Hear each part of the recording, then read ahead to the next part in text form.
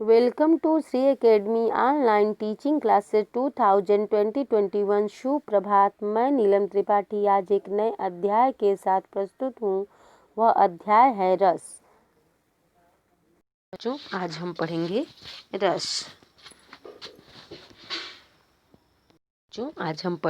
रस। रस का शाब्दिक अर्थ है आनंद।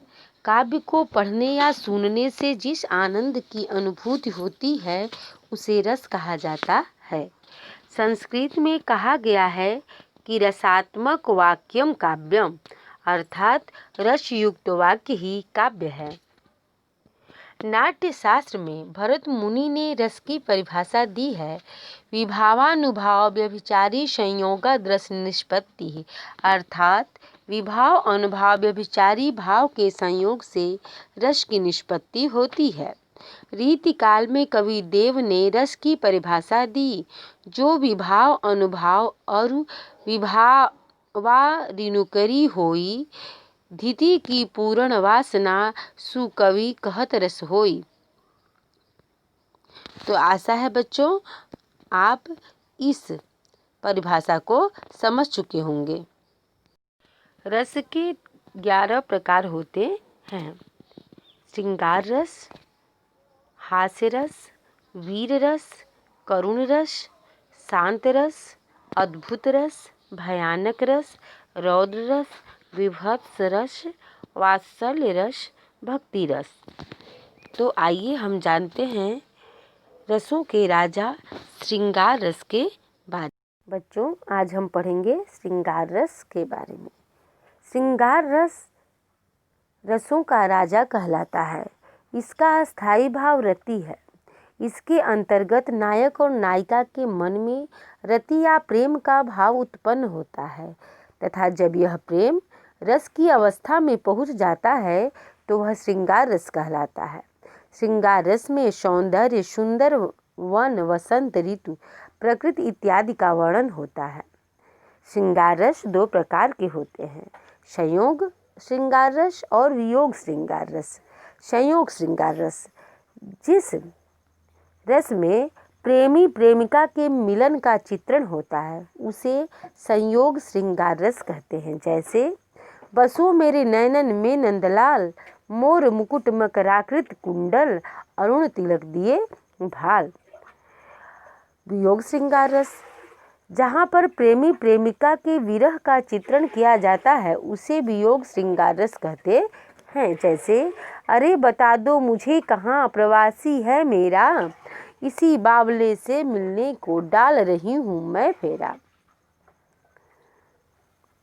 हास्य रस, इसका अस्थाई भाव हास होता है। इसके अंतर्गत वेशभूषा, वाणी, शारीरिक बनावट इत्यादि को देखकर मन में जो हास्य का भाव उत्पन्न होता है तथा जब यह रस की अवस्था तक पहुंच जाता है तो उसे हास्य रस कहते हैं। जैसे सिर पर गंगा हंसे, भुजानी में भुजंगा हंसे, हास ही को दंगा भयो नंगा के विवाह में।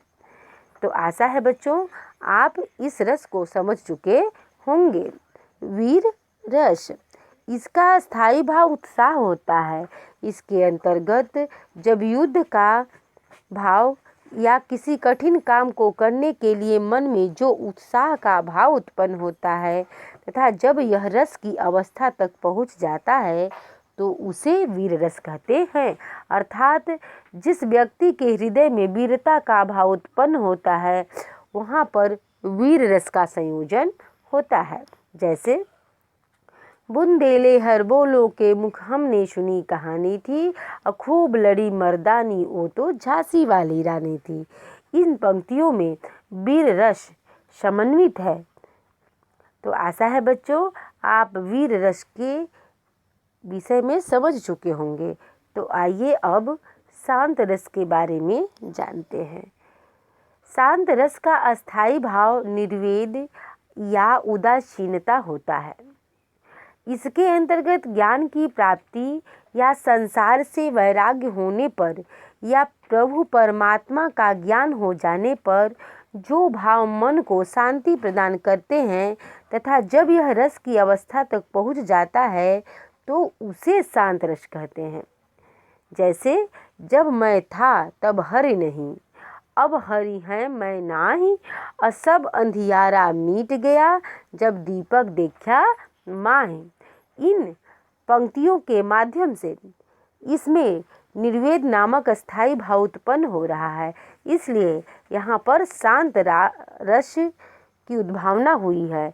आशा है बच्चों आप इस रस को भी समझ चुके हों। करुण रस, इसका अस्थायी भाव शोक होता है। इसके अंतर्गत किसी प्रिय वस्तु का विनाश, किसी अपने से बिछुड़ना इत्यादि के कारण मन में जो दुख का भाव उत्पन्न होता है तथा जब यह रस की अवस्था में पहुंच जाता है तो उसे करुण रस कहते हैं। जैसे सीता गई तुम भी चले, मैं भी न जीऊँगा यहाँ। सीता गई तुम भी चले, मैं भी न जीऊँगा यहाँ। सुग्रीव बोले साथ में, सब जाएंगे वानर वहाँ। तो यहाँ पर करुणा की भावना का संचार हुआ है, इसलिए यहाँ पे करुण रस विद्यमान है। अद्भुत रस, इसका स्थायी भाव आश्चर्य होता है। इसके अंतर्गत जब किसी भी व्यक्ति या वस्तु इत्यादि को देखकर मन में जो आश्चर्य या विस्मय का जो भाव उत्पन्न होता है तथा जब यह रस की अवस्था में पहुंच जाता है तो उसे अद्भुत रस कहते हैं। जैसे देख यशोदा शिशु के मुख में सकल विश्व की माया, अक्षर भर को वह बनी अचेतन, हिल न सकी कोमल काया। अर्थात जिस कविता जिन पंक्तियों को पढ़ने में आश्चर्य की भावना उत्पन्न हो वहाँ पर अद्भुत रस होता है। भयानक रस, इसका अस्थायी भाव भय होता है। इसके अंतर्गत जब किसी व्यक्ति या वस्तु इत्यादि को देखकर या किसी घटना का वर्णन करते समय मन में भय अर्थात डर का भाव उत्पन्न हो तथा जब यह रस की अवस्था तक पहुंच जाता है तो उसे भयानक रस कहते हैं। जैसे एक ओर अजगरहि लखी, एक ओर मृगराय, अबिकल बटोही बीच ही, पर यूं मूर्छा खाए। अर्थात जिन पंक्तियों को पढ़ने से मन में भय उत्पन्न होता है वहाँ पर भयानक रस होता है। रौद्र रस, इसका अस्थायी भाव क्रोध होता है। इसके अंतर्गत किसी व्यक्ति द्वारा स्वयं के या किसी अपने के अपमान की बात सुनकर मन में जो क्रोध अर्थात गुस्सा का भाव उत्पन्न होता है तथा जब यह रस की अवस्था तक पहुंच जाता है तो उसे रौद्र रस कहते हैं। जैसे उस काल मारे क्रोध के तन कांपने उसका लगा, मानो हवा के जोर से सोता हुआ सागर जगा।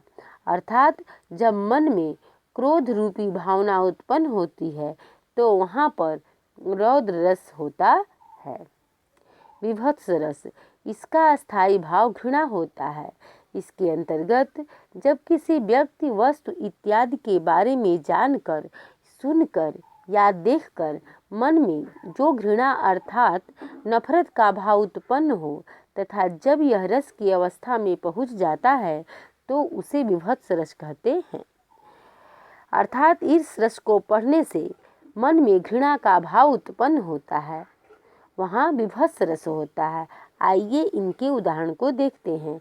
आंखें निकाल उड़ जाते, क्षण भर उड़कर आ जाते, सब जीभ खींच कर कौवे, चुभला चुभला कर खाते।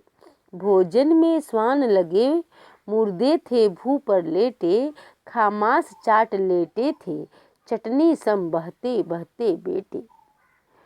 अर्थात इन पंक्तियों को पढ़ने से मन में घृणा का भाव उत्पन्न हो रहा है, इसलिए इसमें विभत्स रस है। वात्सल्य रस, इसका भाव अस्थायी भाव वात्सल्य या अनुराग होता है। इसके अंतर्गत माता का संतान के प्रति प्रेम, बड़ों का बच्चों के प्रति प्रेम, गुरुजन का शिष्य के प्रति प्रेम इत्यादि का भाव जब मन में उत्पन्न होता है तथा जब यह रस की अवस्था तक पहुंच जाता है उसे वात्सल्य रस कहते हैं। जैसे बाल दशा सुख नीरा की यशोदा, पुनि पुनि नंद बुलावती, वाल दशा सुख निरखी यशोदा, पुन पुन नंद बुलावती, अचरा तरलय ढाकी सुर, प्रभु को दूध पियावती।